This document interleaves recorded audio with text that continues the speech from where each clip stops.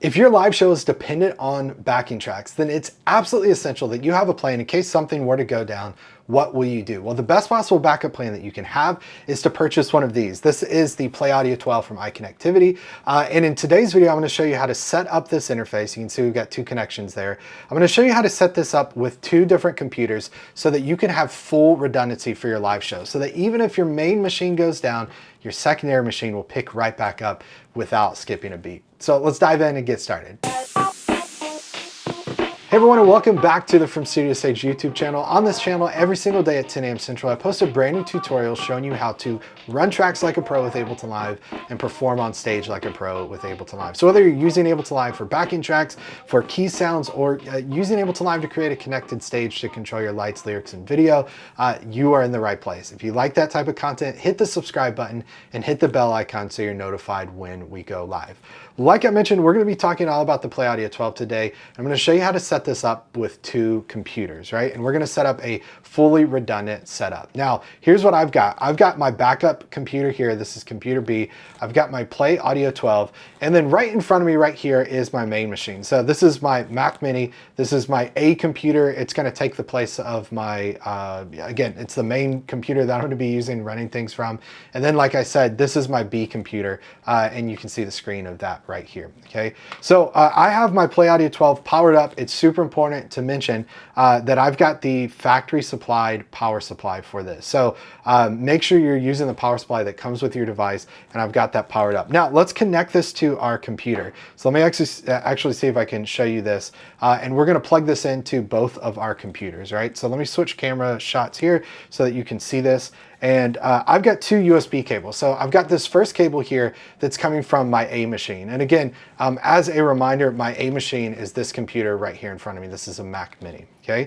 So I'm gonna take this USB cable and we're gonna plug this into the one port on my PlayAudio12, okay? So that computer is connected there.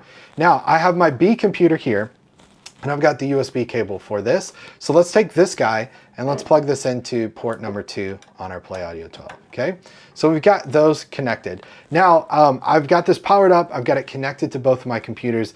The next thing that I've got to do is over on my A machine, I'm only going to do this on one machine. I'm going to open up what's called Oracle for X Series. And Oracle for X Series is the free control software from iConnectivity. This is the software that allows me to configure, connect, and control all my iConnectivity interfaces. So I've got this open over on my Mac Mini, and you can see we have a bunch of different things. One thing up front that I want to point out, and let's actually do this in real time, because this is what I would suggest doing if I was actually setting this up for a show, or you were working with me, I was working with you to try to get this going. I'm going to go and update my firmware. So if I click this button here, it's going to tell me there's new firmware available, and iConnectivity makes it really dead simple to update firmware. So let's click this button. You'll see load latest from web. And so I'm going to hit this install button to install this. And then it's going to say it's loading firmware to the device. Your device will reboot.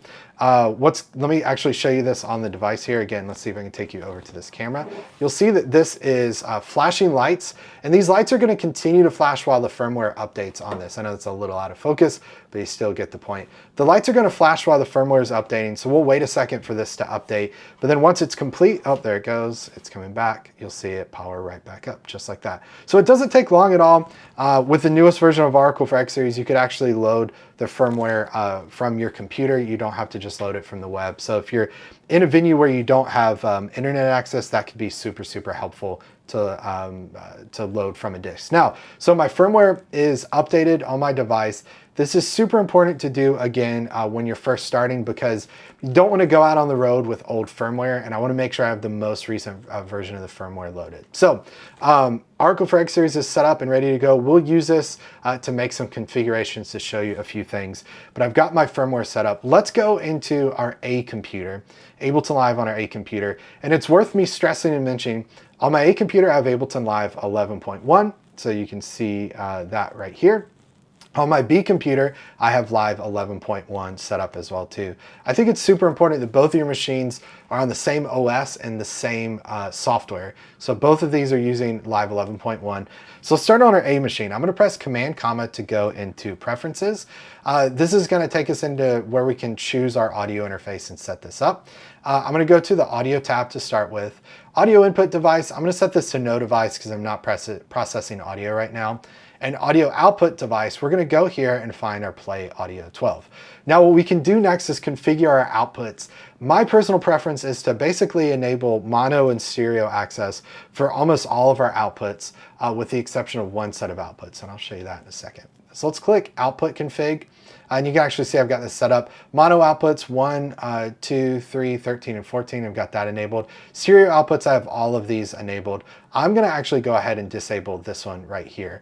Now you could go in and you could add names for these, outputs 1 and 2, click and guide. I'm actually going to delete this because this changes for me every time I set up a new interface. So I don't need that to be click or guide. And technically, this uses more CPU the more outputs you enable, mono or stereo, but I've never been in a situation where my CPU was high and the cause was this. So I would just enable them so you have access to them and move on with it. Okay, so this is our A computer. Let's go now to our B computer. So again, our B computer's right here. So let's do the same thing. We'll go Preferences, Command comma. We're gonna go to our Audio tab. Audio input, again, is no device. Audio output is gonna be PlayAudio12. We'll do the same thing. We'll do output here. Look, I've got almost nothing selected here. So let's enable mono outputs for all of these. And we'll do stereo except for 13 and 14. Okay, so let's hit OK. This is set up and ready to go. Let's go back to our A machine. We'll hit setup, hit OK as well too. Now I'm going to leave my buffer size set to 512. If you need to change your sample rate, right now mine's set to 40:1. You could go into Oracle for X Series, which again is running on my A machine. I could click the Audio tab and I could adjust this here, which will adjust it in Ableton Live. I actually don't need to do that and I'm perfectly fine. One side note, I should mention this. If you're using an M1 Mac, I'll link to this in the description of this video. Your sample rate should be lower than 512. So you'll see on my A computer here, again, like I said, my sample rate's set to 512. If you're on an M1 Mac, that should be lower than that because at least at the current recording of this tutorial, there's a interesting bug with Ableton Live and M1 Macs where, long story short, keep your buffer size lower than 512 if you're on M1. Okay, let's go with that. That sounds good. So we've got our interface connected to both computers. Both computers' outputs are set up to send to our PlayAudio12. But let me just show you how we would route from a track to our PlayAudio12, just so you see that. And then we'll talk about redundancy. I mean, we're almost done. We're almost there with this, which is great. So let's go back to our A machine. If I'm gonna route outputs, you could just go to an audio track here, go to Audio 2, External Out. You could see all of our outputs set up there. Now, the way that I teach to route outputs is using sends and returns. So in that case, I'm going to go to my return tracks if I'm doing that this way, and I would do Audio 2 External Out, and I would choose my outputs there. But I would do that on my A machine, and then I could do the same thing on my B machine. So you can see our B machine here. Let's actually go back in here. Same exact setup, same exact way. We could go to our audio tracks and do Audio 2 External Out, or we could go to our return tracks if we're doing that and do Audio 2 External Out to set that up. Now it's important to note, because this is redundancy, I am not playing audio from both computers at the same time. Now, in my PlayAudio12 course on the From Studio Stage site, I show you how to use this interface to basically share outputs between computers, to where you could be playing maybe your tracks from one computer, keys from another one, using that in a way that's a little different than what was intended by iConnectivity. But in this scenario, the PlayAudio12 is acting as a switcher. So I can send up to 12 outputs from computer A and 12 outputs from computer B, but I'm not sending a total of 24 outputs. I'm sending a total of 12, if that makes sense. So 12 from computer A, 12 from computer B. Now let me show you on the back of the interface what this looks like so you can get a sense of this. So let me take you over here. Very, very slow, dramatic, cinematic pan down, but we'll get there in just a second. The battery's dying in the slider here. Wait for it. Oh, there we go. Okay. Nice and cinematic. So there's our 10 outputs. Like I mentioned though, we can have, oh, stay with me. We can have 12 outputs in total here. So there's 10, where's 12? 11 and 12 is right there, our headphone output. Okay, so we've got 12 outputs coming from our PlayAudio12. Let's start to talk about redundancy. So at the heart of this, what I would do is I would open up the same live set on both computers, and I would press play, run them at the same time. We'll talk about how to set that up in just a moment. That works awesome, works really, really well. But there's two different types and ways to do and make this redundant. One is automatic and one is manual. My personal preference is to do this manually. Maybe it's because I'm a control freak. I don't want the robots to be in charge of my show. I want to be in charge of everything and run everything. So I'm going to show you how to do this manually first. Then we'll talk about how to do this automatically. The plus side to doing it manually, again, is you're in control. You could keep your machines in sync, but you could also treat this almost like a DJ, where you have like deck A and deck B. And you could use your B machine to queue up a song or jump around to a different section. It just gives you a few more possibilities, which is great. So let's talk about setting this up, again, like I said, in a manual way. So we've got our PlayAudio12. We're gonna need some additional gear here. First, I'm gonna use a TRS cable. So this is TRS on both sides, okay? So that's what that guy looks like. And we're gonna plug this into the control in port on our PlayAudio12. All right, so we're gonna plug that in. And you wanna make sure you hear it click, plug it in all the way. And if you do this properly, then on the front of your interface, you'll see the scene button light up, change from scene A to scene B. I'm gonna hit this to go back to green to go to scene A. Now, the next thing I'm gonna need is this pedal right here. I'm using the Boss FS6 foot pedal. There's a couple different pedals you could use, types of pedals you can use, but I've used this, and this is what I've always used live, and it works really well. So proceed with caution and with risk if you're going to use something else. But like I said, this is what I use, and it works great. So what I'm going to do is I'm going to plug into this middle port here. Okay, and pro tip, not that I ever did this. I've never done this.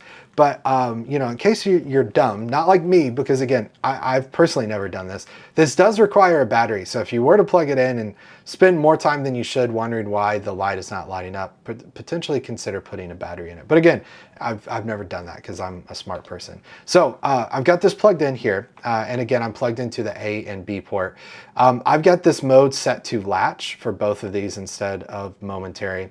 And what I want to do is I want to switch the polarity switch so that when I plug this in, when I press this button and the light is off, so see how the light is off there? We want to make sure that our scene button is green. So I'm on scene A like that. Now to switch this, all I need to do is press this A button. You'll see that it turns red. And that polarity switch is important because I want to make sure that when this is red, that I am on scene B. Okay, so you can see that right there. So there's our red button. So what that essentially means is scene A means it's this computer, it's our Mac Mini. Scene B means it's this computer. So to toggle from scene A to scene B, all I do is press that button. So this is really, really nice. Again, for a manual redundancy type setup, what I do is if I want to go from computer A to computer B, all I have to do is press this button, right? And again, for me, I most often am using this setup. I am doing manual redundancy so that I can choose when to switch between computers. And that gives me the ability to, again, use computer B to set up another song instead of building a master set, or maybe I do have a master set, but something else needs to happen over here on computer B. I can do that and get computer B dialed in without interfering with computer A, which is great. Manual redundancy is great. That's what I suggest. That's what I do. But I understand some people want automatic redundancy. So let's talk about how to do that. So I'm going to disassemble a few things here. We've got quite a mess, but let's get this unplugged. We'll clean that up later. Get rid of that. Okay, now let's talk about doing automatic redundancy. The key to automatic redundancy is installing a plugin for my connectivity called LifeSign. This is a VST AU plugin. You can install it on your computer. I've got it installed on my A machine. And I should stress, it's super important, only install this on your A machine. I guess you could install on your B machine, but it doesn't make any sense to do that. You'll see why in just a second. So over on my A machine, I want to go into my plugins over here. Click the show hide button in Live's browser. I want to go to the plugins browser, and then I am searching for LifeSign. Okay, so let's get out of all of this junk. Okay, LifeSign, there we go. So I'm going to drop this on a audio track, and I'm going to call this LifeSign. We'll rename this LifeSign. You may want to call it Tone, T-O-N-E, something like that. But this is working for me so far. Okay, now the key to make this happen is let's go to our output here, audio 2. External out, and I want to make sure that I go down and select output 13. Okay, so LifeSign is running, and it's routed to output 13. Now let's look, actually, let's see if I could show you over here. Give me 1 second to get this dialed in and get our camera set up just right. Let's see if I could show you on this computer, or this camera, because it'll be a little easier to see. Again, slow dramatic pause down. I apologize, the battery is slowly dying. There we go. But I want you to look on the front panel of this. So see how that button is flashing green, okay? So see how it's flashing green. That's because LifeSign is sent to, again, let's show you. LifeSign is sent to output 13 there. Output 13 goes to the interface to say, okay, this is the signal. In case you see this signal go down, then I want you to drop to the second scene to computer B, okay? And so that guy is flashing. And what's really nice about this, in particular, let's show you on our Mac. What's really nice about this, notice that Ableton's playback is not started. So I could stop playback, and the whole time this plugin is just going to run continuously. So this is the best way to do automatic redundancy, because that means our signal is going to be constant. When I used to work with folks back in the day that were using some older legacy redundant systems, they would reach out quite often and say, but Will, every time we stop our song, we switch to our B rig. There's no way around it. And I'm like, well, there is, but it took a little bit of work. Now it's just as simple as loading in the LifeSign plugin. Now, here's what I want to do. I am going to disable and mute LifeSign. Okay, so I'm going to go down here and click this. But I want you to actually hang out here, and I want you to watch the interface. So see how it's flashing. That means my redundancy is armed right there. That's what we're watching for. I'm going to go into Ableton and I'm going to mute this. Okay, so something catastrophic happened. My Ableton Live set crashed, which caused this to stop putting out signal. And as soon as I do that, you'll see that it's flashing red, right? So what's cool is in that case, when it's flashing red like that, you can see it right there. That means that it's automatically switched to computer B, which is awesome, which is great. So when it comes to automatic redundancy, again, the most important way, the easiest way to do this is to use LifeSign. It just makes it really, really dead simple. Okay. We've talked about connecting this to our computer. We have talked about setting up our interface, installing firmware, manual redundancy, automatic redundancy. But the final and honestly maybe the most important part of this is, how do we keep both of our computers in sync? Now, not, you know, Justin Timberlake in sync, that's the first place my mind goes. I don't know if that's where your mind goes, but how do we keep both computers running at the same time so that when I'm on the verse for computer A, I'm on the verse for computer B. When I'm in the chorus for computer A, I'm in the chorus for computer B. A lot of people make the mistake of, they go into their Ableton computer, maybe they've seen a previous tutorial I've done, and they go, okay, I've got to go to the MIDI tab here, I've got to enable sync on the output of this, and then enable sync on the input of the other one so that they sync up. That's unfortunately, or fortunately, however you look at it, not the best way to do this, because Ableton doesn't manage being synced to two computers and syncing play head position and timeline position very well, because if computer A goes down, then computer B is going to stop as well too, and that kind of defeats the purpose of redundancy. Well, then some people go, well, I'll do timecode. I'll do a full timecode sync. Well, same thing. If this B computer loses connection to the A computer, it doesn't do just a free will sync to where it runs on itself. It pops up a little message that says, now with Live 11.1, we have a message that will say, hey, I lost sync, and then it will eventually keep going. But it's not a really smooth transition, which again, both of those methods really defeat the whole purpose of doing redundancy in the first place. So what we're going to do instead is we're going to use a MIDI controller, and we're going to assign basic transport controls like play, stop, and I'll show you the two other controls that are essential to assign to have full control over your Ableton set. And we're going to control both of these from our MIDI controller so they're perfectly in sync. But before I do that, make sure you hit the subscribe button and hit the bell icon so you're notified whenever I go live. Like I mentioned, I post a brand new tutorial every single day, 10 a.m. Central. I don't want you to miss it. So hit that subscribe button, enable the bell icon, and make sure you check all the next future tutorials. Okay, so I've got one of my favorite MIDI controllers set up. This is the Oakboard Slide Duo. I'm going to use this to map play, stop, and then like I mentioned, there were two really simple buttons extra that we need to assign: previous and next. So let's set this up with our PlayAudio12. So what I've got is another USB cable, and we're going to go into the back of this controller. Now, this controller is unique in that we have two different ports here, but I'm going to just connect this to one of the ports. I think this one is our A port. We could do, honestly, either of these. We're going to plug this cable in, And then on the front of the PlayAudio12, let's move this for a second, we have what's called a host port. The host port can do a lot of really cool things that we don't have time to talk about today. There it is. But for now, all it's going to do is allow me to plug in my MIDI controller. It's going to power my MIDI controller, which you can see right there. See the USB-A light is lit up. And it's also going to split our signal from this controller to both computers, okay? So one important thing we need to do though before we move on is let's go back to our A computer and let's open Oracle for X Series. And I want to create what's called a USB host port reservation. Whenever you plug anything USB into that host port, there's our host port there, I always suggest that you do a USB host port reservation on your interface.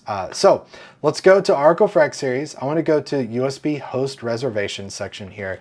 And what you're going to see is if you have more than one USB device plugged into your computer, you're going to see that listed on this screen. In my case, I only have one set up. So I want to go to host port 1. And I want to reserve this for the Oakboard Slide. You know, the way to think of USB host port reservations is I can connect up to 8 USB devices to my PlayAudio12. You see host 1 through 8 there. And I'm basically telling the PlayAudio12, hey, every time I plug in my Oakboard Slide Duo, I want you to use host 1. So no matter what other things get plugged in, if I plug in a powered USB hub and plug in more things, host 1 is always going to be reserved for my Slide Duo. Okay, so that's selected. By default, you don't have to do anything with your MIDI routing. I'll just show you. If I go into MIDI routing here, let's go to host 1. By default, this is going to show up on host 1 in both scene A as well as scene B. So both of these scenes, it's going to host 1. So here's how this works. Let's go back to Ableton on our main computer here. Let's go to Preferences, Command, Comma. We want to go to the Link Tempo MIDI tab, and I'm looking for the input of my PlayAudio12, and I'm looking for host 1. You can see that right there. And I want to make sure that I have enabled remote, okay? Now let's go to our second computer here. This is our B computer. I'm going to go into Preferences here, Command, Comma, go to Link Tempo MIDI. On the MIDI side here, I'm looking for input PlayAudio12 host 1, and I have enabled remote. Now, depending on what firmware version you're using of your device, one, update your firmware so you see what I see, but you may see one that says like PlayAudio12 1, one that says PlayAudio12 2, something like that. But in this case, both of these computers say PlayAudio 1, and I'm just going to the host port and making sure that remote is enabled for both of these. Okay, so let's close this window on our B computer, and let's close this window on our A computer. Now let's do our MIDI mappings. Now, like I mentioned, I'm going to map just 4 things: play, stop, previous locator, and next. And those 4 mappings are going to allow me to navigate my entire Ableton Live set just from my controller. So let's start on computer A. We're going to do Command M. Let's at the same time go to computer B and do Command M. While we're here, let's click the play button on computer B.